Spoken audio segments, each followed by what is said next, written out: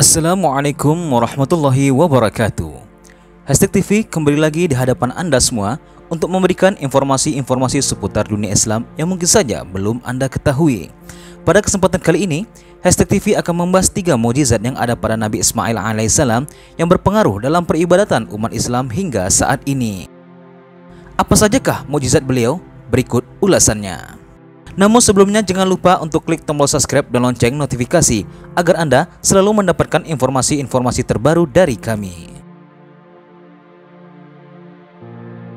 Jika berbicara sejarah dan kisah Nabi, tentu tak lepas dari mukjizat. Allah Subhanahu wa Ta'ala memberikan bermacam-macam mukjizat pada Nabi dan Rasul-Rasulnya untuk membuktikan kekuasaannya sekaligus kebenaran utusannya. Tiap Rasul beda mukjizatnya. Salah satu mukjizat Allah Subhanahu wa Ta'ala untuk Nabi Ibrahim adalah tubuhnya tak terbakar saat dilempar ke kobaran api oleh Raja Namrud. Mukjizat Nabi Musa bisa membelah lautan. Mukjizat Nabi Isa alaihissalam bisa menghidupkan orang mati. Dan mukjizat Nabi Muhammad SAW yang terbesar adalah Al-Quran sebagai pedoman hidup manusia hingga hari kiamat. Lalu, apakah mukjizat Nabi Ismail alaihissalam? Yang pertama, mata air Zam-Zam. Kisah munculnya air Zam-Zam bermula ketika Nabi Ibrahim alaihissalam mendapat perintah dari Allah Subhanahu wa Ta'ala untuk membawa istrinya Siti Hajar dan anak sematawayangnya Nabi Ismail alaihissalam ke lembah Gersang Hijaz atau sekarang Mekah. Tak lama di sana, Nabi Ibrahim alaihissalam mendapat perintah lagi oleh Allah Subhanahu wa Ta'ala untuk kembali ke Syam melanjutkan dakwah.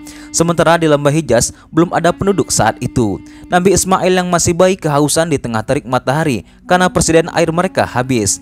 Hajar panik. Ia terus berlari antara Bukit Syafa dan Marwah hingga 7 kali mencari sumber air. Kemudian ia mendengar ada suara yang berasal dari tempat Nabi Ismail alaihissalam dibaringkan di atas tanah.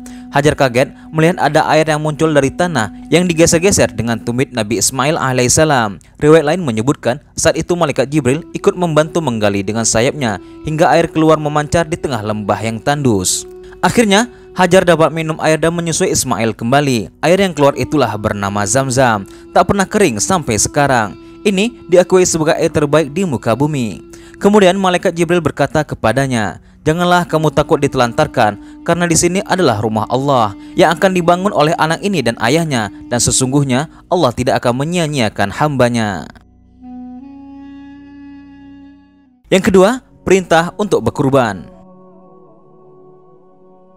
Suatu malam, Nabi Ibrahim alaihissalam bermimpi diperintahkan oleh Allah Subhanahu wa Ta'ala untuk menyembelih putranya, Ismail alaihissalam. Setelah bangun, Nabi Ibrahim mendatangi anaknya dan mengungkapkan tentang mimpinya.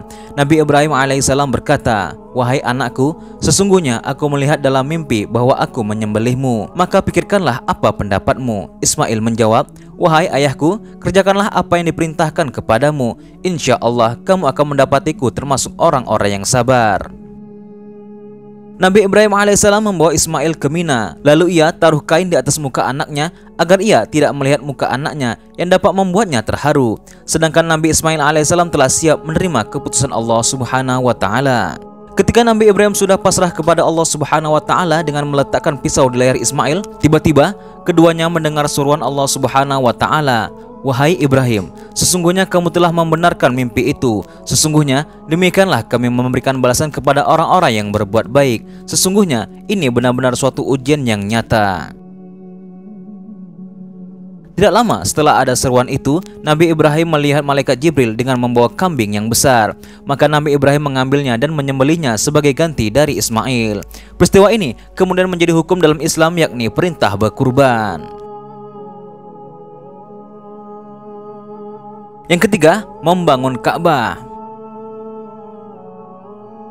Setelah Nabi Ismail, Nabi Ibrahim datang kepadanya lalu berkata, "Wahai Ismail, Allah memerintahkanku dengan suatu perintah." Ismail berkata, "Lakukanlah apa yang diperintahkan Tuhanmu." Ibrahim berkata lagi, "Apakah kamu akan membantu aku?"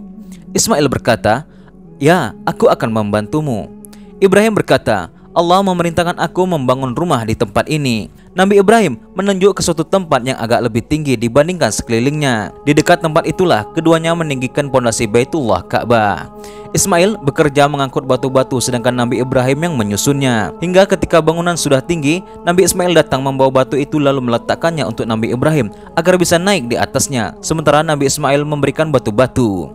Keduanya bekerja sambil mengucapkan kalimat doa. Wahai Tuhan kami, terimalah amal dari kami. Sesungguhnya Engkau Maha mendengar dan Maha mengetahui. Keduanya terus membangun hingga mengelilingi Baitullah dan keduanya terus membaca doa tersebut. Setelah Nabi Ibrahim alaihissalam dan Nabi Ismail alaihissalam selesai membangun Ka'bah, maka keduanya berdoa, Ya Tuhan kami, terimalah dari kami amalan kami. Sesungguhnya Engkau Maha mendengar lagi Maha mengetahui. Ya Tuhan kami, jadikanlah kami berdua orang yang tunduk patuh kepada Engkau. Dan jadikanlah di antara cucu kami umat yang tunduk dan patuh kepada Engkau. Dan tunjukkanlah kepada kami cara-cara dan tempat-tempat ibadah haji kami. Dan terimalah taubat kami. Sesungguhnya Engkau yang Maha penerima taubat lagi Maha penyayang. Itulah kisah dan mukjizat yang dimiliki oleh Nabi Ismail alaihissalam yang sampai saat ini masih bisa kita lihat dengan mata kepala kita sendiri. Semoga kisah ini dapat menambah pengetahuan kita seputar Nabi dan Rasul serta menjadi ibrah bagi kita semua. Wallahu a'lam.